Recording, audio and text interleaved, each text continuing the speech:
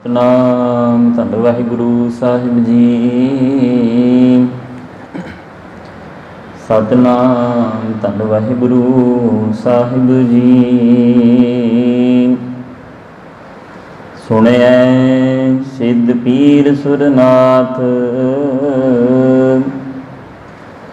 ਸੁਣਿਐ ਧਰਤ ਧਵਲ ਆਕਾਸ਼, ਸੁਣਿਐ ਦੀਪ ਲੋ ਪਾਤਾਲ, ਸੁਣਿਐ ਪੋ ਨਾ ਸਕੈ ਕਾਲ। ਨਾਨਕ ਭਗਤਾਂ ਸਦਾ ਵਿਗਾਸ,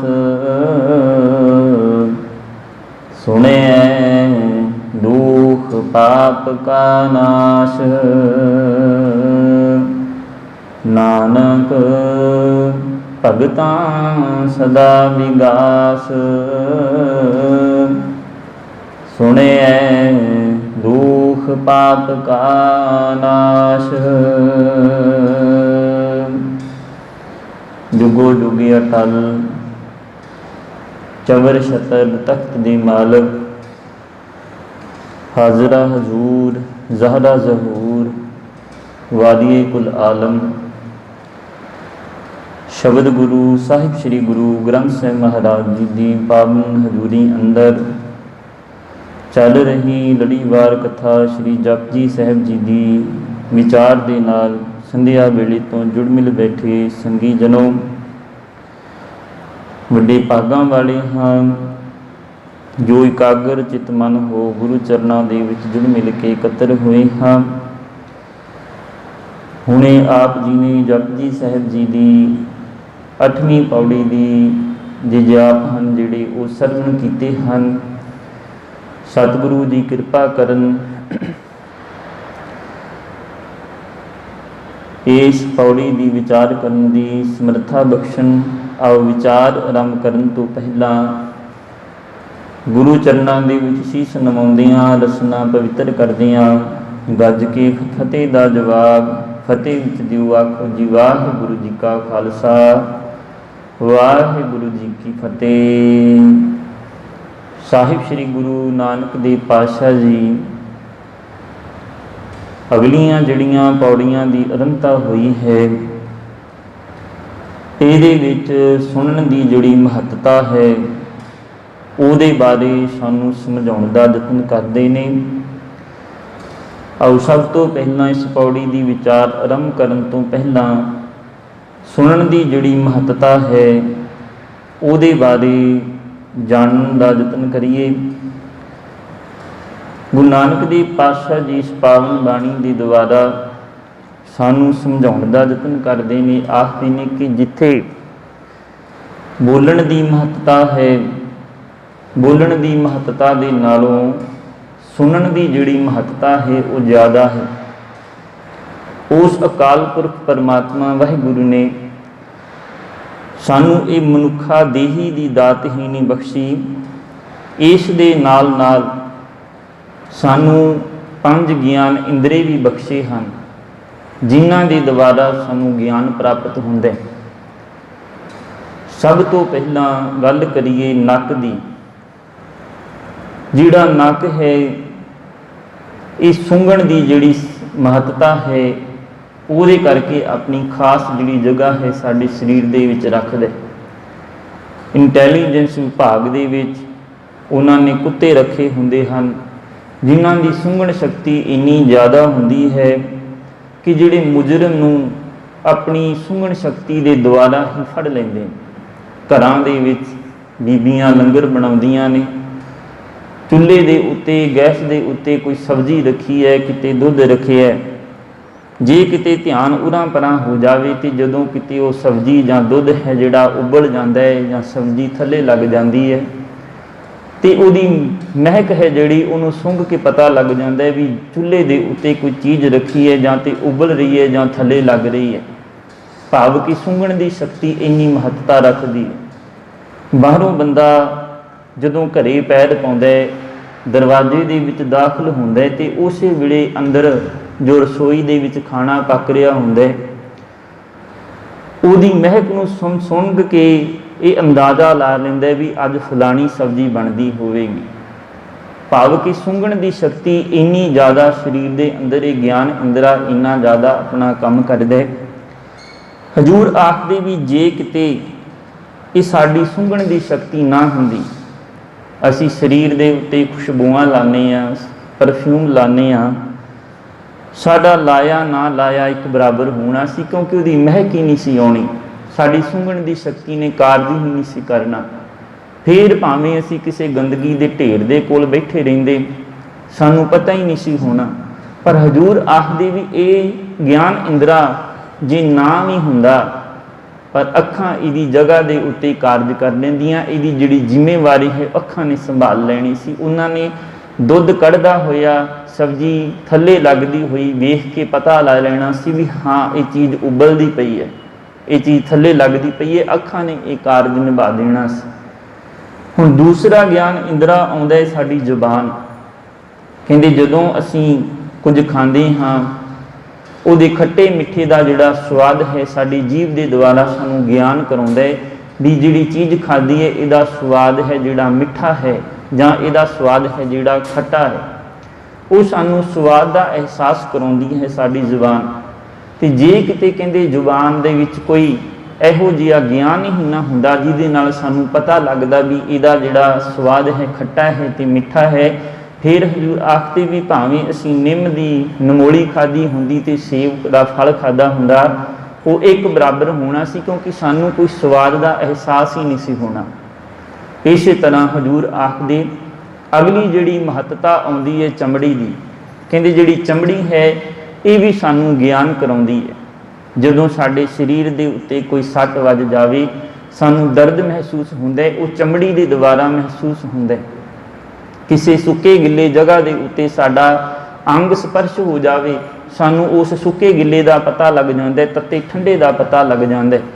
ਇਸੇ ਤਰ੍ਹਾਂ ਹਜ਼ੂਰ ਆਖਦੀ ਵੀ ਜੇ ਕਿਤੇ ਇਹ ਜ਼ੁਬਾਨ ਨਾ ਹੁੰਦੀ, ਇਹ ਚਮੜੀ ਨਾ ਹੁੰਦੀ, ਇਹਦੇ ਬਾਰੇ ਵੀ ਸਾਡੀਆਂ ਅੱਖਾਂ ਨੇ ਦੱਸ ਦੇਣਾ ਸੀ ਕਿ ਫਲਾਣੀ ਜਗ੍ਹਾ ਦੇ ਉੱਤੇ ਤੱਤਾ ਥਾਂ ਹੈ, ਫਲਾਣੀ ਜਗ੍ਹਾ ਹੈ ਜਿਹੜੀ ਉਹ ਠੰਡੀ ਹੈ, ਉਹ ਗਿੱਲੀ ਹੈ। ਜਾਂ ਜਿਹੜੀ ਜ਼ੁਬਾਨ ਹੈ ਉਹ ਸਵਾਦ ਨੂੰ ਵੇਖ ਕੇ ਅੱਖਾਂ ਨੇ ਦੱਸ ਦੇਣਾ ਸੀ ਵੀ ਇਹ ਫਲ ਹੈ ਜਿਹੜਾ, ਜਾਂ ਇਹ ਜਿਹੜੀ ਚੀਜ਼ ਹੈ ਇਹਦਾ ਸੁਭਾਅ ਹੈ ਜਿਹੜਾ ਮਿੱਠਾ ਹੈ ਜਾਂ ਕੌੜਾ ਹੈ। ਕਹਿੰਦੇ ਇਹ ਅੱਖਾਂ ਨੇ ਦੱਸ ਦੇਣਾ ਸੀ। ਹੁਣ ਇਸ ਤੋਂ ਅੱਗੇ ਹਜ਼ੂਰ ਆਖਦੇ ਨੇ ਵੀ ਜਿਹੜਾ ਚੌਥਾ ਗਿਆਨ ਇੰਦਰ ਹੈ ਉਹ ਹਨ ਅੱਖਾਂ। ਜੇ ਕਿਤੇ ਅੱਖਾਂ ਨਾ ਹੁੰਦੀਆਂ, ਕਹਿੰਦੇ ਦੂਸਰੇ 3 ਗਿਆਨ ਇੰਦਰੀਆਂ ਦੀ ਜਗ੍ਹਾ ਤੇ ਅੱਖਾਂ ਨੇ ਸੰਭਾਲ ਲਈ, ਪਰ ਅੱਖਾਂ ਦੀ ਜਗ੍ਹਾ ਕਿਸ ਨੇ ਸੰਭਾਲਣੀ? ਕਹਿੰਦੇ ਇਹ ਵੀ ਉਸ ਪਰਮਾਤਮਾ ਦੇ ਹੱਥ ਦੇ ਵਿੱਚ ਹੈ। ਕਹਿੰਦੇ ਜਿਨ੍ਹਾਂ ਦੀਆਂ ਅਕਸਰ ਅਸੀਂ ਕਹਾਵਤਾਂ ਪੜ੍ਹਦੇ ਹਾਂ, ਸੁਣੀ ਵੀ ਹੋਵੇਗੀ ਕਿ ਦੰਦ ਗਈ ਸਵਾਦ ਗਿਆ, ਅੱਖਾਂ ਗਈਆਂ ਜਹਾਨ ਗਿਆ। ਕਹਿੰਦੇ ਜੇ ਕਿਤੇ ਅੱਖਾਂ ਨਾ ਹੁੰਦੀਆਂ ਤੇ ਹਜ਼ੂਰ ਆਖਦੇ ਨੇ ਵੀ ਜਿਹੜੇ ਦੂਸਰੇ ਸਰੀਰ ਦੇ ਵਿੱਚ ਗਿਆਨ ਇੰਦਰੀ ਨੇ ਨਾ, ਜਿਹੜਾ ਪਰਮਾਤਮਾ ਹੈ ਉਹਨਾਂ ਗਿਆਨ ਇੰਦਰੀਆਂ ਦੀ ਜਿਹੜੀ ਸ਼ਕਤੀ ਹੈ ਉਹਨੂੰ ਵਧਾ ਦਿੰਦਾ ਹੈ। ਜਿਹੜਾ ਬੰਦਾ ਕੁਝ ਸਮਝਦਾ ਹੈ, ਅੱਖਾਂ ਤੋਂ ਹੀਣਾ ਹੈ, ਕਹਿੰਦੇ ਉਹਦੀ ਯਾਦ ਜਿਹੜੀ ਸ਼ਕਤੀ ਹੈ ਉਹ ਤੇਜ਼ ਹੋ ਜਾਂਦੀ ਹੈ। ਉਹਦਾ ਕਿਸੇ ਚੀਜ਼ ਨੂੰ ਸਪਰਸ਼ ਕਰਕੇ ਮਹਿਸੂਸ ਕਰਨ ਦਾ ਜਿਹੜਾ ਤਰੀਕਾ ਹੈ, ਕਹਿੰਦੇ ਉਹ ਬਹੁਤ ਜ਼ਿਆਦਾ, ਇੱਕ ਵਾਰੀ ਕਿਸੇ ਚੀਜ਼ ਨੂੰ ਉਸਨੇ ਸਪਰਸ਼ ਕਰ ਲਿਆ ਉਹ ਭੁੱਲਦਾ ਨਹੀਂ। ਉਹਦੀ ਜਿਹੜੀ ਸਰੀਰ ਦੇ ਗਿਆਨ ਇੰਦਰੀਆਂ ਦੀ ਜਿਹੜੀ ਤਾਕਤ ਹੈ ਉਹ ਵੱਧ ਜਾਂਦੀ ਹੈ। ਪਰ ਹਜ਼ੂਰ ਆਖਦੇ ਜੇ ਕਿਤੇ ਅੱਖਾਂ ਨਾ ਹੁੰਦੀਆਂ, ਕਹਿੰਦੇ ਉਹਨੇ ਇਸ ਦੇ ਬਿਨਾਂ ਵੀ ਸਾਰ ਲੈਣਾ ਸੀ। ਦਰਬਾਰ ਸਾਹਿਬ ਜੀ ਦੇ ਇੱਕ ਰਾਗੀ ਹੋਏ ਹਨ ਭਾਈ ਗੁਰਮੇਜ ਸਿੰਘ ਜੀ, ਜਿਹੜੇ ਕਹਿੰਦੇ ਅੱਖਾਂ ਤੋਂ ਮਨਾਖੇ ਸਨ। ਕਹਿੰਦੇ ਉਹਨਾਂ ਨੂੰ ਇੰਨੇ ਕੁ ਗੁਰਬਾਣੀ ਦੇ ਸ਼ਬਦ ਕੰਠ ਸਨ ਕਿ ਜਦੋਂ ਉਹ ਕਿਤੇ ਸ਼ਬਦ ਪੜ੍ਹਦੇ ਸਨ ਤੇ ਸੰਗਤਾਂ ਆਖ ਦਿੰਦੀਆਂ ਸਨ ਵੀ ਜਿਹੜਾ ਭਾਈ ਸਾਹਿਬ ਜੀ ਨੇ ਅੱਜ ਸ਼ਬਦ ਪੜ੍ਹਿਆ, ਇਸ ਸ਼ਬਦ ਦੀ ਵਾਰੀ ਹੁਣ 1 ਸਾਲ ਬਾਅਦ ਆਉਣੀ ਹੈ। ਕਿਉਂਕਿ ਉਹਨਾਂ ਨੂੰ ਇੰਨੇ ਕੁ ਸ਼ਬਦ ਕੰਠ ਸਨ ਬਾਣੀ ਦੇ ਕਿ ਸ਼ਬਦ ਪੜ੍ਹਦਿਆਂ ਜਿਹੜਾ ਸ਼ਬਦ ਪੜ੍ਹਦੇ ਸੀ ਉਸ ਸ਼ਬਦ ਦੀ ਵਾਰੀ ਕਹਿੰਦੇ ਸਾਲ ਬਾਅਦ ਆਉਂਦੀ ਸੀ। ਇੰਨੀ ਉਹਨਾਂ ਨੂੰ ਗੁਰਬਾਣੀ ਕੰਠ ਸੀ, ਇੰਨਾ ਉਹਨਾਂ ਦੀ ਜਿਹੜੀ ਯਾਦ ਸ਼ਕਤੀ ਸੀ ਉਹ ਜ਼ਿਆਦਾ ਤੇਜ਼ ਸੀ।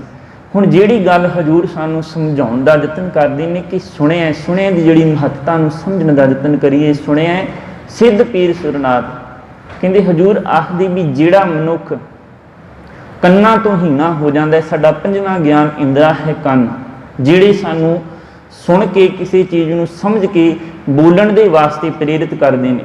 ਹਜ਼ੂਰ ਆਖਦੇ ਵੀ ਜਿਹੜਾ ਬੰਦਾ ਕੰਨਾਂ ਤੋਂ ਹੀਣਾ ਹੈ ਉਹ ਸੁਭਾਵਕ ਹੀ ਕਹਿੰਦੇ ਜ਼ੁਬਾਨ ਤੋਂ ਗੂੰਗਾ ਵੀ ਹੋਵੇਗਾ।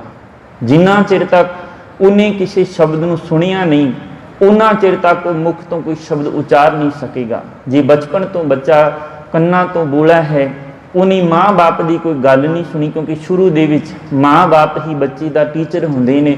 ਮਾਂ-ਬਾਪ ਨੇ ਹੀ ਬੱਚੇ ਨੂੰ ਸਿਖਾਉਣਾ ਹੁੰਦਾ ਤੇ ਮਾਂ-ਬਾਪ ਦੇ ਕੋਲੋਂ ਹੀ ਬੱਚਾ ਮੰਮੀ ਪਾਪਾ ਦਾਦਾ ਦਾਦੀ ਕਹਿਣਾ ਸਿੱਖਦਾ। ਤੇ ਜਦੋਂ ਬਚਪਨ ਦੇ ਵਿੱਚ ਹੀ ਉਹਨੇ ਕੋਈ ਸ਼ਬਦ ਨਹੀਂ ਸੁਣਿਆ ਤੇ ਕਹਿੰਦੇ ਉਹ ਵੱਡਾ ਹੋ ਕੇ ਵੀ ਕੁਝ ਸ਼ਬਦ ਜਿਹੜਾ ਹੈ ਬੋਲ ਨਹੀਂ ਸਕਦਾ। ਇਸ ਕਰਕੇ ਹਜ਼ੂਰ ਆਖਦੇ ਜਿਹੜੀ ਸੁਣਨ ਦੀ ਮਹੱਤਤਾ ਹੈ ਉਹ ਬਹੁਤ ਜ਼ਿਆਦਾ ਹੈ। ਜਿੰਨਾ ਚਿਰ ਤੱਕ ਮਨੁੱਖ ਸੁਣਦਾ ਨਹੀਂ ਉਹਨਾਂ ਚਿਰ ਤੱਕ ਉਹਨੂੰ ਕਿਸੇ ਚੀਜ਼ ਦਾ ਗਿਆਨ ਜਿਹੜਾ ਹੈ ਪ੍ਰਾਪਤ ਨਹੀਂ ਹੁੰਦਾ ਤੇ ਉਹਦੀ ਜਿਹੜੀ ਸ਼ਬਦ ਦੀ ਵਿਚਾਰ ਹੈ ਮਨੁੱਖ ਉਹ ਕਰ ਨਹੀਂ ਸਕਦਾ। ਹਜ਼ੂਰ ਸਮਝਾਉਣ ਦਾ ਯਤਨ ਕਰਦੇ ਨੇ ਕਿ ਇੰਜ ਸਮਝ ਲਈਏ ਵੀ ਇੱਕ ਪਾਸੇ ਟੀਵੀ ਚੱਲਦਾ ਹੈ ਤੇ ਦੂਸਰੇ ਪਾਸੇ ਰੇਡੀਓ। ਹੁਣ ਟੀਵੀ ਦੇ ਉੱਤੇ ਫੋਟੋ ਆਉਂਦੀ ਹੈ, ਨਾਲ ਆਵਾਜ਼ ਆਉਂਦੀ ਹੈ, ਤੇ ਜੇ ਕਿਤੇ ਟੀਵੀ ਦੀ ਆਵਾਜ਼ ਬੰਦ ਕਰ ਦਿੱਤੀ ਜਾਵੇ ਤੇ ਜਿਹੜਾ ਚਿੱਤਰ ਆ ਰਿਹਾ ਹੈ ਟੀਵੀ ਦੇ ਵਿੱਚ, ਉਸ ਚਿੱਤਰ ਦੇ ਵੱਲ ਵੇਖ ਕੇ ਵੇਖਣ ਵਾਲਾ ਮਨੁੱਖ ਆਖੇਗਾ ਵੀ ਇਹਦੀ ਆਵਾਜ਼ ਦਿਓ, ਕਿਉਂਕਿ ਇਹਦੀ ਜਿਹੜੀ ਇਹ ਚਿੱਤਰ ਬੋਲ ਰਿਹਾ, ਜਿਹੜੀਆਂ ਮੁਦਰਾਵਾਂ ਕਰ ਰਿਹਾ, ਉਹਨੂੰ ਵੇਖ ਕੇ ਕੁਝ ਸਮਝ ਨਹੀਂ ਆ ਰਹੀ। ਇਸ ਕਰਕੇ ਦੂਸਰੇ ਪਾਸੇ ਟੀਵੀ ਚੱਲਦਾ ਪਿਆ, ਦੂਸਰੇ ਪਾਸੇ ਰੇਡੀਓ ਚੱਲਦਾ ਪਿਆ ਤੇ ਰੇਡੀਓ ਦੇ ਵਿੱਚ ਸਿਰਫ ਸ਼ਬਦ ਹਨ ਜਿਹੜੇ ਬੋਲੇ ਜਾ ਰਹੇ ਨੇ, ਜਿਹੜੀ ਗੱਲ ਹੈ ਉਹ ਚੱਲ ਰਹੀ ਹੈ ਤੇ ਫੋਟੋ ਨਹੀਂ ਆ ਰਹੀ। ਤੇ ਜਿਹੜੀ ਗੱਲ ਅਸੀਂ ਸੁਣ ਰਹੇ ਹਾਂ ਉਹ ਗੱਲ ਸੁਣਨ ਦੇ ਨਾਲ ਹੀ ਅਸੀਂ ਜਿਹੜਾ ਚਿੱਤਰ ਹੈ ਆਪਣੇ ਆਪ ਆਪਣੀਆਂ ਅੱਖਾਂ ਦੇ ਸਾਹਮਣੇ ਬਣਾਉਂਦੇ ਜਾਂਦੇ ਹਾਂ, ਕਿਉਂਕਿ ਉੱਥੇ ਗੱਲ ਸੁਣਨ ਦੇ ਸਮਝਣ ਦੀ ਆਣਦੀ ਹੈ। ਜਿੰਨਾ ਚਿਰ ਤੱਕ ਸੁਣਿਆ ਨਹੀਂ ਉਹਨਾਂ ਚਿਰ ਤੱਕ ਮੁਖ ਤੋਂ ਕੋਈ ਸ਼ਬਦ ਨਹੀਂ ਉਚਾਰਨ ਹੁੰਦਾ। ਇਸ ਕਰਕੇ ਗੁਰੂ ਅਮਰਦਾਸ ਪਾਤਸ਼ਾਹ ਜੀ ਵੀ ਸਮਝਾਉਣ ਦਾ ਯਤਨ ਕਰਦੇ ਨੇ, ਇਹ ਸਰਵਣੋ ਮੇਰਿਓ ਸਾਚੈ ਸੁਣਨੇ ਨੂੰ ਪਠਾਏ, ਸਾਚੈ ਸੁਣਨੇ ਨੂੰ ਪਠਾਏ ਸਰੀਰ ਲਾਏ ਸੁਣੋ ਸਤ ਬਾਣੀ। ਤੁਹਾਨੂੰ ਇਸ ਸਰੀਰ ਦੇ ਵਿੱਚ ਲਾਇਆ ਹੈ ਕੰਨੋਂ ਮੇਰਿਓ, ਤੁਹਾਨੂੰ ਇਸ ਸਰੀਰ ਦੇ ਵਿੱਚ ਲਾਇਆ ਤੇ ਤੁਸੀਂ ਚੰਗੀ ਗੱਲ ਸੁਣੋ, ਉਸ ਪਰਮਾਤਮਾ ਦੀ ਬਾਣੀ ਨੂੰ ਸੁਣੋ, ਉਸ ਬਾਣੀ ਨੂੰ ਹਿਰਦੇ ਦੇ ਵਿੱਚ ਵਸਾਉਣ ਦਾ ਯਤਨ ਕਰੋ ਤੇ ਕੰਨਾਂ ਦੇ ਦੁਆਰਾ ਹਜ਼ੂਰ ਆਖਦੇ ਉਸ ਬਾਣੀ ਨੂੰ ਸੁਣ ਕੇ ਆਪਣੇ ਹਿਰਦੇ ਰੂਪੀ ਘਰ ਦੇ ਵਿੱਚ ਵਸਾਉਣ ਦਾ ਯਤਨ ਕਰੋ।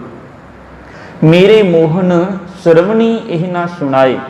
ਹੁਣ ਹਜ਼ੂਰ ਇੱਥੇ ਵੀ ਸਮਝਾਉਣ ਦਾ ਯਤਨ ਕਰਦੇ ਨੇ, ਜੇ ਕਿਸੇ ਬੰਦੇ ਨੇ ਗੱਲ ਸੁਣੀ ਨਹੀਂ ਤੇ ਉਹ ਮੰਨੇਗਾ ਵੀ ਨਹੀਂ। ਹੁਣ ਹਜ਼ੂਰ ਆਖਦੇ ਨੇ ਵੀ ਕੋਈ ਬੰਦਾ ਕੋਈ ਗਲਤ ਗਾਣਾ ਗਾ ਰਿਹਾ ਹੈ, ਕਿਸੇ ਨੂੰ ਗਾਲਾਂ ਕੱਢ ਰਿਹਾ ਤੇ ਜਿੰਨਾ ਚਿਰ ਤੱਕ ਅਸੀਂ ਉਸ ਗੱਲ ਨੂੰ ਕੰਨਾਂ ਦੇ ਦੁਆਰਾ ਸੁਣਾਂਗੇ ਨਹੀਂ, ਸਾਨੂੰ ਕੁਝ ਪਤਾ ਹੀ ਨਹੀਂ, ਸਾਡੀ ਪਿੱਠ ਪਿੱਛੇ ਕੋਈ ਜੋ ਮਰਜ਼ੀ ਕਰੀ ਜਾਵੇ, ਜਦੋਂ ਸਾਡੇ ਸਾਹਮਣੇ ਆ ਕੇ ਕੋਈ ਗੱਲ ਕਰਦੇ ਸਾਨੂੰ ਪਤਾ ਲੱਗ ਜਾਂਦੇ ਵੀ ਮੇਰੇ ਬਾਰੇ ਬੋਲ ਰਿਹਾ।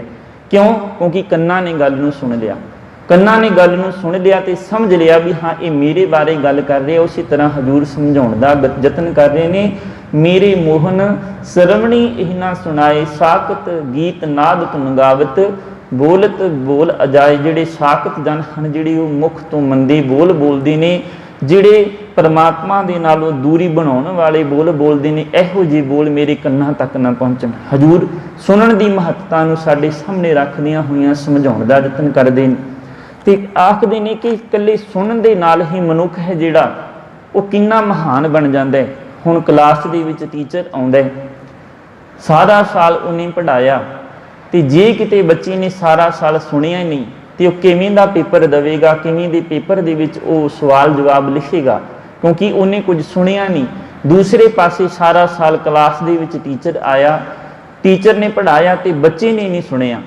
ਦੂਸਰੇ ਪਾਸੇ ਹਜ਼ੂਰ ਆਖਦੇ ਨੇ ਕਿ ਬੱਚਾ ਸੁਣਨ ਦੇ ਵਾਸਤੇ ਬੈਠਾ ਸੀ ਤੇ ਟੀਚਰ ਮੁਖ ਤੋਂ ਕੁਝ ਬੋਲਿਆ ਹੀ ਨਹੀਂ।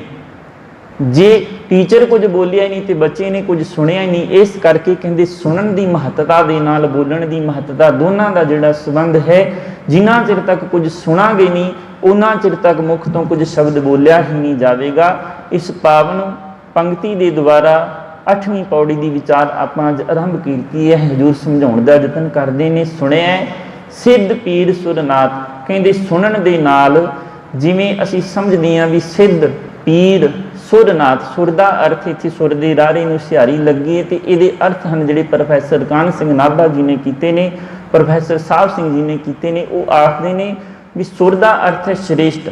ਜਿਵੇਂ ਅਸੀਂ ਸਮਝਦੇ ਹਾਂ ਵੀ ਸਿੱਧ ਲੋਕ ਹਨ, ਪੀਰ ਲੋਕ ਹਨ ਜਾਂ ਨਾਥ ਲੋਕ ਹਨ, ਇਹਨਾਂ ਨੂੰ ਅਕਸਰ ਅਸੀਂ ਜੰਗਲ ਬੇਲੀਆਂ ਦੇ ਵਿੱਚ ਹੀ ਇਹਨਾਂ ਦੇ ਡੇਰਿਆਂ ਨੂੰ ਪਾਇਆ ਜਾਂਦਾ ਹੈ, ਉੱਥੇ ਹੀ ਅਸੀਂ ਇਹਨਾਂ ਦੇ ਦਰਸ਼ਨ ਦਿਦਾਰੇ ਕਰਦੇ ਹਾਂ। ਜਾਂ ਫਿਰ ਇਹ ਘਰਾਂ ਤੋਂ ਬਾਗੀ ਹੋ ਕੇ ਇੱਕ ਮੰਡਲੀ ਬਣਾ ਕੇ, ਇੱਕ ਝੁੰਡ ਬਣਾ ਕੇ ਉਹਦੇ ਵਿੱਚ ਆਪਣਾ ਡੇਰਾ ਬਣਾ ਕੇ ਉੱਥੇ ਰਹਿੰਦੇ ਹਨ। ਤੇ ਮੰਨਿਆ ਜਾਂਦਾ ਹੈ ਵੀ ਜਿਹੜੇ ਸਿੱਧ ਲੋਕ ਹਨ ਉਹਨਾਂ ਨੂੰ ਸਿੱਧ ਇਸ ਕਰਕੇ ਪੁਕਾਰਿਆ ਜਾਂਦਾ ਹੈ ਵੀ ਉਹਨਾਂ ਨੇ ਆਪਣੇ ਸਰੀਰ ਦੀ ਸਾਧਨਾ ਕੀਤੀ ਹੁੰਦੀ ਹੈ, ਉਹਨਾਂ ਨੇ ਜਿਹੜੇ ਤਪ ਹਨ ਉਹ ਕੀਤੇ ਹੁੰਦੇ ਹਨ, ਆਪਣੇ ਆਲੇ ਦੁਆਲੇ ਅੱਗ ਬਾਲ ਕੇ ਉਹਦੇ ਵਿੱਚ ਬੈਠ ਕੇ ਆਪਣੇ ਸਰੀਰ ਨੂੰ ਤਪਾਇਆ ਹੁੰਦਾ ਹੈ, ਇੰਨੀ ਕੁ ਗਰਮੀ ਨੂੰ ਮਹਿਸੂਸ ਕੀਤਾ ਹੁੰਦਾ ਹੈ ਵੀ ਇਸ ਕਰਕੇ ਸਰੀਰ ਨੂੰ ਸਾਧਿਆ ਹੁੰਦਾ, ਜਾਂ ਪੁੱਠੇ ਲਟਕ ਕੇ ਉਹਨਾਂ ਨੇ ਜਿਹੜੀਆਂ ਤਪ ਕੀਤੇ ਹੁੰਦੇ ਹਨ, ਸਮਾਧੀਆਂ ਲਾਈਆਂ ਹੁੰਦੀਆਂ ਨੇ। ਹਜ਼ੂਰ ਆਖਦੇ ਉਹਨਾਂ ਨੂੰ ਇਸ ਕਰਕੇ ਸਿੱਧ ਬੁਲਾਇਆ ਜਾਂਦਾ ਹੈ। ਦੂਸਰੇ ਪਾਸੇ ਪੀਰ ਜਿਹੜੇ ਕਿਸੇ ਉੱਚੀ ਅਵਸਥਾ 'ਤੇ ਪਹੁੰਚੇ ਹੁੰਦੇ ਹਨ, ਅਤੇ ਤੀਸਰੇ ਹਨ ਜਿਹੜੇ ਨਾਥ, ਜਿਹੜੇ ਜੰਗਲਾਂ ਬੇਲੀਆਂ ਦੇ ਵਿੱਚ ਸੱਪਾਂ ਜੋਗੀਆਂ ਦੀ ਜਿਹੜੇ ਜੋਗੀ ਹਨ ਸੱਪਾਂ ਨੂੰ ਫੜਦੇ ਹਨ, ਉਹ ਵਾਲੇ ਜਿਹੜੇ ਲੋਕ ਹਨ, ਕਹਿੰਦੇ ਉਹ ਵੀ ਕੰਨਾਂ ਦੇ ਵਿੱਚ ਮੁੰਦਰਾਂ ਪਾ ਕੇ, ਹੱਥ ਦੇ ਵਿੱਚ ਠੂਠਾ ਫੜ ਕੇ ਘਰਾਂ ਦੇ ਵਿੱਚ ਮੰਗਦੇ ਹਨ, ਅਤੇ ਜਿਹੜਾ ਆਪਣਾ ਬਸੇਰਾ ਹੈ ਜਿੱਥੇ ਜੀ ਕੀਤਾ ਉੱਥੇ ਉਹ ਆਪਣਾ ਟਿਕਾਣਾ ਕਰ ਲੈਂਦੇ ਨੇ। ਅਤੇ ਇਹਨਾਂ ਨੂੰ ਸੰਸਾਰ ਦੇ ਵਿੱਚ ਇੱਕ ਵੱਖਰੀ ਨਜ਼ਰ ਦੇ ਨਾਲ ਵੇਖਿਆ ਜਾਂਦਾ ਹੈ ਵੀ ਇਹ ਸਾਧੂ ਲੋਕ ਹਨ, ਇਹ ਪੀਰ ਪਕੰਬਰ ਹਨ। ਕਿਉਂਕਿ ਇਹ ਘਰ-ਬਾਰ ਦੇ ਤਿਆਗੀ ਹੋ ਗਏ ਨੇ।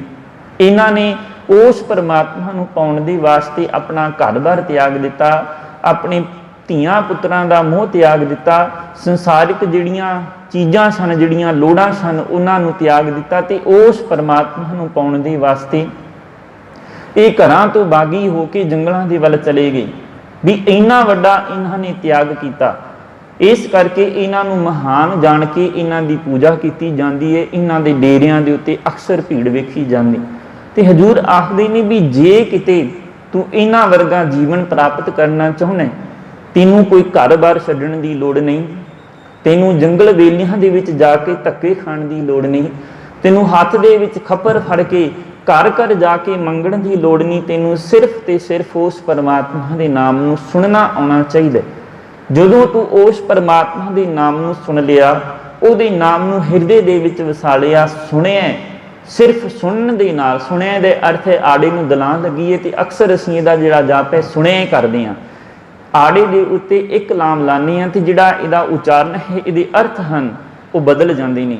ਸੁਣਿਆ ਅਤੇ ਸੁਣਿਆ, ਸੁਣਿਆ ਦਾ ਅਰਥ ਹੈ ਸੁਣਨ ਦੇ ਨਾਲ ਕੀ ਹੁੰਦਾ ਹੈ। ਹਜ਼ੂਰ ਆਖਦੇ ਸਿੱਧ ਪੀਰ ਸੁਰਨਾਥ, ਸਿਰਫ ਸੁਣਨ ਦੇ ਨਾਲ ਜਿਹੜੇ ਇਹ ਲੋਕ ਹਨ, ਸਿੱਧ ਪੀਰ ਤੇ ਸੁਰਨਾਥ ਸ਼੍ਰੇਸ਼ਟ ਜਿਹੜੇ ਲੋਕ ਹਨ, ਕਹਿੰਦੇ ਉਹਨਾਂ ਵਾਲੀ ਅਵਸਥਾ ਹੈ ਜਿਹੜੀ ਤੈਨੂੰ ਪ੍ਰਾਪਤ ਹੋ ਜਾਂਦੀ ਹੈ ਜੇ ਤੂੰ ਇੱਕ ਮਨ ਇੱਕ ਚਿੱਤ ਹੋ ਕੇ ਉਸ ਪਰਮਾਤਮਾ ਦੇ ਨਾਮ ਨੂੰ ਸੁਣਿਆ।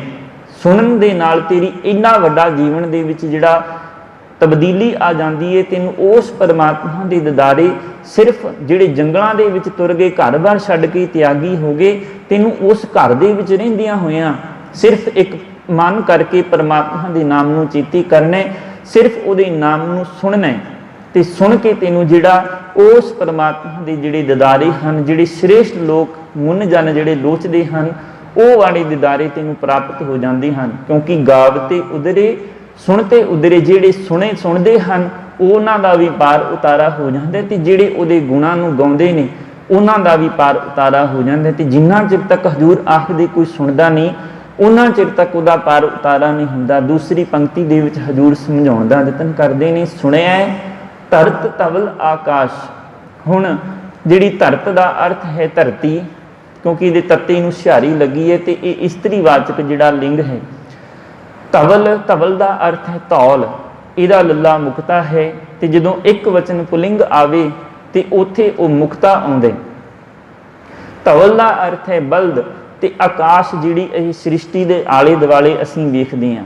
ਹਜ਼ੂਰ ਆਖਦੇ ਵੀ ਸੁਣਨ ਦੇ ਨਾਲ ਜਿਹੜਾ ਧਵਲ, ਸਾਇੰਸਦਾਨਾਂ ਨੇ ਵੀ ਇਸ ਗੱਲ ਨੂੰ ਸਪਸ਼ਟ ਕਰ ਦਿੱਤਾ ਵੀ ਮੰਨਿਆ ਜਾਂਦਾ, ਕਈ ਆਖਦੇ ਨੇ ਨਾ, ਅਸੀਂ ਅਕਸਰ ਇਸ ਕਹਾਣੀ ਨੂੰ ਸੁਣਿਆ ਹੋਵੇਗਾ ਵੀ ਜਿਹੜੀ ਧਰਤੀ ਹੈ ਇਹਦਾ ਭਾਰ ਇੱਕ ਬਲਦ ਨੇ ਆਪਣੇ ਸਿੰਗਾਂ ਦੇ ਉੱਤੇ ਚੁੱਕਿਆ ਹੋਇਆ, ਵੀ ਇਸ ਧਰਤੀ ਦੇ ਥੱਲੇ ਇੱਕ ਬਲਦ ਹੈ ਜਿਹਨੇ ਸਾਰੀ ਸ੍ਰਿਸ਼ਟੀ ਦਾ ਭਾਰ ਚੁੱਕਿਆ ਹੋਇਆ, ਉਹ ਇੱਕ ਲੱਤ ਤੇ ਇੱਕ ਸਿੰਗ ਦੇ ਉੱਤੇ ਖੜਾ ਹੈ। ਅਕਸਰ ਅਸੀਂ ਇਹ ਕਹਾਣੀ ਬਚਪਨ ਤੋਂ ਸੁਣਦੇ ਆ ਰਹੇ ਹਾਂ, ਪਰ ਸਾਇੰਸਦਾਨਾਂ ਨੇ ਸਾਰੀ ਸ੍ਰਿਸ਼ਟੀ ਹੈ ਜਿਹੜੀ ਧਰਤੀ ਹੈ ਉਹਦੇ ਆਲੇ ਦੁਆਲੇ ਦੀ ਫੋਟੋ ਖਿੱਚ ਕੇ ਪੇਸ਼ ਕੀਤੀ ਹੈ ਵੀ ਧਰਤੀ ਤੇ ਗੋਲ ਹੈ, ਇਹਦੇ ਆਲੇ ਦੁਆਲੇ ਨਾ ਤੇ ਕੋਈ ਬਲਦ ਹੈ ਤੇ ਨਾ ਕੋਈ ਹੋਰ।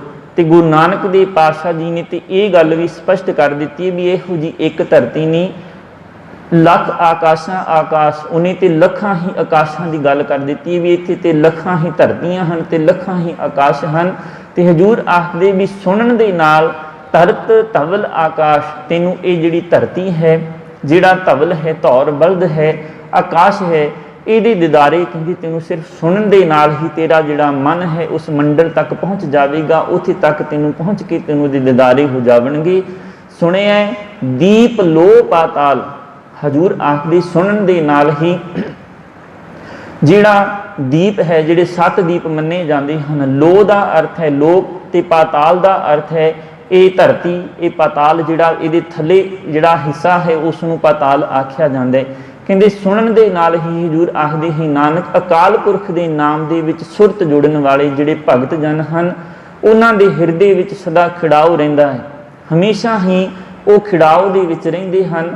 ਨਾਨਕ ਭਗਤਾਂ ਸਦਾ ਵਿਗਾਸ, ਪਾਵਨ ਬਾਣੀ ਦਾ ਫਰਮਾਨ ਹੈ, ਹਜ਼ੂਰ ਸਮਝਾਉਂਦੇ ਭਗਤਾਂ ਦੇ ਮਨ ਦੇ ਵਿੱਚ ਸਦਾ ਖਿੜਾਓ ਰਹਿੰਦਾ ਹੈ, ਸਦਾ ਵਿਗਾਸ ਰਹਿੰਦਾ ਹੈ। ਕਿਉਂ?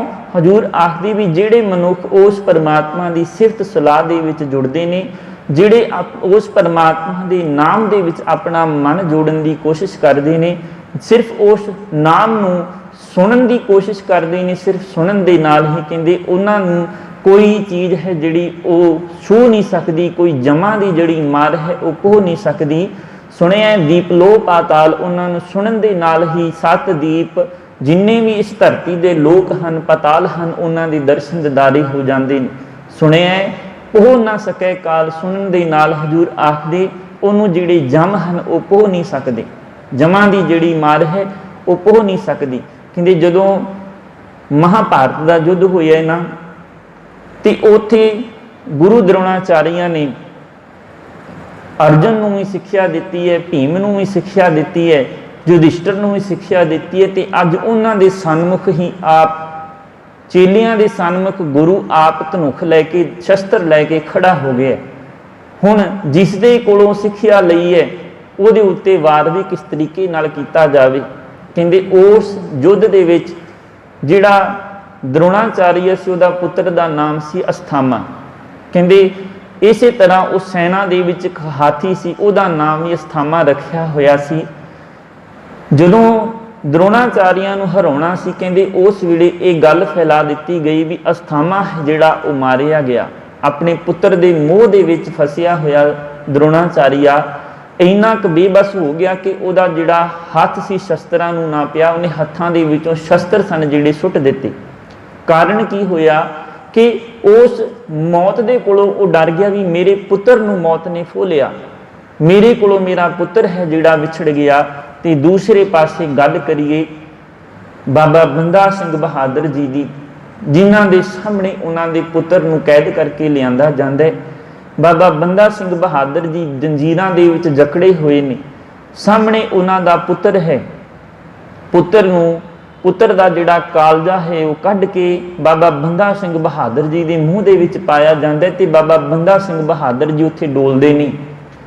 ਭਾਈ ਸੁਬੇਗ ਸਿੰਘ ਜੀ ਦੇ ਪੁੱਤਰ ਨੂੰ ਚਰਖੜੀ ਤੇ ਚਾੜ ਕੇ ਤੁੰਬਾ ਕਰਕੇ ਸ਼ਹੀਦ ਕਰ ਦਿੱਤਾ ਜਾਂਦਾ ਹੈ। ਸੁਣਿਆ ਪੋਹ ਨਾ ਸਕੇ ਕਾਲ, ਜਿਹਨੇ ਸੁਣਿਆ ਹੈ ਉਹਨੂੰ ਜਿਹੜਾ ਕਾਲ ਹੈ ਪੋਹ ਨਹੀਂ ਸਕਦਾ, ਉਹ ਡਰਾ ਨਹੀਂ ਸਕਦਾ। ਕਹਿੰਦੇ ਭਾਈ ਸੁਬੇਗ ਸਿੰਘ ਜੀ ਦੇ ਪੁੱਤਰ ਨੂੰ ਚਰਖੜੀ ਦੇ ਉੱਤੇ ਚਾੜ ਕੇ ਤੁੰਬਾ ਕਰਕੇ ਸ਼ਹੀਦ ਕਰ ਦਿੱਤਾ ਜਾਂਦਾ ਹੈ। ਮੀਰ ਮਨੂੰ ਦੀਆਂ ਜੇਲ੍ਹਾਂ ਦੇ ਵਿੱਚ ਬੀਬੀਆਂ ਨੂੰ ਸਵਾ ਮਣ ਪੀਸਣੇ, ਇੱਕ ਖੰਨੀ ਰੋਟੀ ਦੇ ਉੱਤੇ ਖਾ ਕੇ ਗੁਜ਼ਾਰਾ ਕਰਕੇ ਉਹ ਸਵਾ ਮਣ ਪੀਸਣੇ ਪੈਂਦੇ ਨੇ। ਤੇ ਉਹਨਾਂ ਦੇ ਜਿਹੜੇ ਬੱਚੇ ਹਨ, ਨਿੱਕੇ ਬੱਚੇ ਹਨ, ਉਹਨਾਂ ਨੂੰ ਉਹਨਾਂ ਦੇ ਸਾਹਮਣੇ ਨੇਜਿਆਂ ਦੇ ਉੱਤੇ ਟੰਗਿਆ ਜਾਂਦਾ ਹੈ। ਫਿਰ ਉਹਨਾਂ ਦੇ ਸਰੀਰਾਂ ਦੇ ਛੋਟੇ ਟੁਕੜੇ ਕਰਕੇ ਬੀਬੀਆਂ ਦੇ ਗਲਾਂ ਦੇ ਵਿੱਚ ਹਾਰ ਪਰੋ ਕੇ ਪਾਏ ਜਾਂਦੇ ਨੇ। ਤੇ ਉਹ ਬੀਬੀਆਂ ਫਿਰ ਵੀ ਉਸ ਪਰਮਾਤਮਾ ਦੇ ਨਾਮ ਨੂੰ ਚੇਤੇ ਕਰਦੀਆਂ ਹੋਈਆਂ ਆਖਦੀਆਂ ਨੇ ਤੇਰਾ ਭਾਣਾ ਮਿੱਠਾ ਲੱਗੇ, ਤੇਰੇ ਨਾਮ ਨੂੰ ਚੇਤੇ ਕਰਦੀਆਂ ਨੇ। ਸੁਣਿਆ ਪੋਹ ਨਾ ਸਕੇ ਕਾਲ, ਕਹਿੰਦੇ ਉਸ ਜੰਮ ਦੀ ਮਾਰ ਦੇ ਕੋਲੋਂ ਉਹ ਡਰਦੀਆਂ ਨਹੀਂ। ਨਾਨਕ ਹਜ਼ੂਰ ਆਖਦੇ ਨਾਨਕ ਭਗਤਾਂ ਸਦਾ ਵਿਗਾਸ, ਇਸ ਕਰਕੇ ਹਜ਼ੂਰ ਆਖਦੇ ਜਿਹੜੇ ਉਸ ਪਰਮਾਤਮਾ ਦੇ ਨਾਮ ਨੂੰ ਸੁਣਦੇ ਨੇ ਉਹ ਉਹਦਾ ਹੀ ਰੂਪ ਹੋ ਜਾਂਦੇ ਨੇ, ਉਹਦੇ ਰੂਪ ਦੇ ਵਿੱਚ ਸਮਾ ਜਾਂਦੇ ਨੇ ਤੇ ਉਹਨਾਂ ਦੇ ਮਨਾਂ ਦੇ ਵਿੱਚ ਭਗਤਾਂ ਸਦਾ ਵਿਗਾਸ, ਉਹਨਾਂ ਦੇ ਮਨਾਂ ਦੇ ਵਿੱਚ ਸਦਾ ਖਿੜਾਓ ਰਹਿੰਦਾ ਹੈ।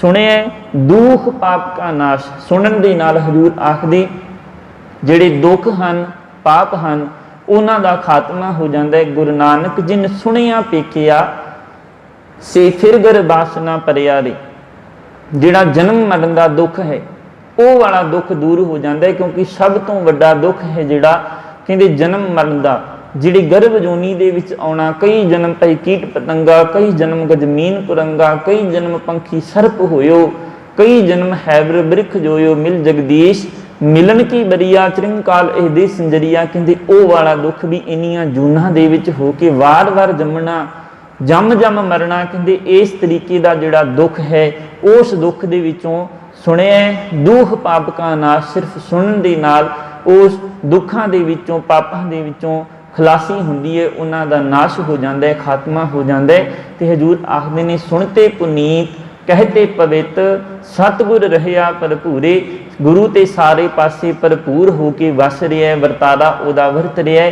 ਸਿਰਫ ਗੱਲ ਹੈ ਸੁਣਨ ਦੀ, ਤੇ ਜਿਨੇ ਸੁਣ ਲਿਆ ਉਹ ਵੀ ਪਵਿੱਤਰ ਹੈ, ਤੇ ਜਿਨੇ ਉਸ ਪਰਮਾਤਮਾ ਦੇ ਗੁਣਾਂ ਨੂੰ ਮਨਾਂ ਦੇ ਵਿੱਚੋਂ ਗਾ ਲਿਆ। ਕਹਤੇ ਪਵਿੱਤ, ਕਹਿਣ ਵਾਲੇ ਪਵਿੱਤਰ ਹਨ। ਹਜ਼ੂਰ ਆਖਦੇ ਇਸ ਕਰਕੇ ਉਸ ਪਰਮਾਤਮਾ ਦੇ ਨਾਮ ਨੂੰ ਸੁਣ ਕੇ ਉਹਨੂੰ ਹਿਰਦੇ ਦੇ ਵਿੱਚ ਵਸਾ ਕੇ ਇਸ ਜਨਮ ਮਰਨ ਦਾ ਜਿਹੜਾ ਬੰਧਨ ਹੈ, ਜਿਹੜੇ ਦੁੱਖ ਹਨ, ਉਹਨਾਂ ਦੇ ਵਿੱਚੋਂ ਖਲਾਸੀ ਜਿਹੜੀ ਹੈ ਉਹ ਪ੍ਰਾਪਤ ਕੀਤੀ ਜਾ ਸਕਦੀ ਹੈ। ਇਸ 52 ਪੰਕਤੀ ਦੇ ਦੁਆਰਾ, 8ਵੀਂ ਪੌੜੀ ਦੇ ਦੁਆਰਾ ਹਜ਼ੂਰ ਸੁਣਨ ਦੀ ਜਿਹੜੀ ਮਹੱਤਤਾ ਹੈ ਉਸ ਦੇ ਦੁਆਰਾ ਸਾਨੂੰ ਸਮਝਾਉਣ ਦਾ ਯਤਨ ਕਰਦੇ ਨੇ। ਅਗਲੀਆਂ ਜਿਹੜੀਆਂ 3 ਪੌੜੀਆਂ ਹਨ ਉਹ ਵੀ ਸੁਣਨ ਦੇ ਨਾਲ ਹੀ ਸੰਬੰਧ ਰੱਖਦੀਆਂ ਹਨ। ਸੋ ਸੰਗਤ ਨੂੰ ਬੇਨਤੀ ਹੈ, ਰੋਜ਼ਾਨਾ ਸ਼ਾਮ 6 ਵਜੇ ਤੋਂ ਜਪਜੀ ਸਾਹਿਬ ਜੀ ਦੀ ਵਿਚਾਰ ਹੈ ਜਿਹੜੀ ਉਹ ਆਰੰਭ ਹੋਈ ਹੈ। ਆਪਣੇ ਕੰਮਾਂ ਕਾਰਾਂ ਨੂੰ ਸੰਕੋਚਦਿਆਂ, ਬੱਚਿਆਂ ਨੂੰ ਪ੍ਰੇਰਿਤ ਕਰਕੇ, ਸੰਗੀ ਸਾਥੀਆਂ ਨੂੰ ਪ੍ਰੇਰਿਤ ਕਰਕੇ ਅੱਧੇ ਘੰਟੇ ਦੇ ਵਾਸਤੇ ਗੁਰੂ ਚਰਨਾਂ ਦੇ ਵਿੱਚ ਹਾਜ਼ਰੀਆਂ ਭਰਨ ਦੀ ਕਿਰਪਾਲਤਾ ਕਰਿਆ ਕਰੋ, ਤਾਂ ਜੋ ਗੁਰਬਾਣੀ ਨੂੰ ਪੜ੍ਹਦੇ ਹਾਂ ਥੋੜ੍ਹੀ ਬਹੁਤੀ ਉਹਦੇ ਬਾਰੇ ਸਾਨੂੰ ਸਮਝ ਆਉਣੀ ਆ ਜਾਵੇ, ਸਮਝ ਲੱਗਣੀ ਲੱਗ ਜਾਵੇ। ਜਦੋਂ ਪੜ੍ਹੀਏ ਤੇ ਉਹਦੇ ਅਰਥ ਸਾਡੇ ਸਾਹਮਣੇ ਸਪਸ਼ਟ ਹੁੰਦੇ ਹੋਣ ਵੀ ਅਸੀਂ ਕੀ ਪੜ੍ਹਿਆ ਹੈ। ਇਸ ਕਰਕੇ ਗਾਵ ਤੇ ਉਦਰੇ, ਸੁਣ ਤੇ ਉਦਰੇ, ਜਿਹੜੇ ਗਾਉਣ ਵਾਲੇ ਹਨ ਉਹਨਾਂ ਦਾ ਵੀ ਉਧਾਰ ਹੋ ਜਾਂਦਾ ਹੈ ਤੇ ਸੁਣਨ ਵਾਲਿਆਂ ਦਾ ਵੀ ਉਧਾਰ ਹੋ ਜਾਂਦਾ ਹੈ। ਸੋ ਅਖੀਰਲੀਆਂ 2 ਪੰਕਤੀਆਂ ਪੜ੍ਹ ਕੇ ਸਮਾਪਤੀ ਦੇ ਵੱਲ ਆਈਏ। ਨਾਨਕ ਭਗਤਾਂ ਸਦਾ ਵਿਗਾਸ, ਸੁਣਿਐ ਦੁਖ ਪਾਪ ਕਾ ਨਾਸ਼। ਵਾਹਿਗੁਰੂ ਜੀ ਕਾ ਖਾਲਸਾ, ਵਾਹਿਗੁਰੂ ਜੀ ਕੀ ਫਤਿਹ। ਸਤਿਨਾਮ ਧੰਨ ਵਾਹਿਗੁਰੂ ਸਾਹਿਬ ਜੀ। ਸਤਿਨਾਮ ਧੰਨ ਵਾਹਿਗੁਰੂ ਸਾਹਿਬ ਜੀ। ਸੁਣਿਐ ਸਿੱਧ ਪੀਰ ਸੁਰਨਾਥ, ਸੁਣਿਐ ਧਰਤ ਧਵਲ ਆਕਾਸ਼, ਸੁਣਿਐ ਦੀਪ ਲੋ ਪਾਤਾਲ, ਸੁਣਿਐ ਪੋ ਨਾ ਸਕੈ ਕਾ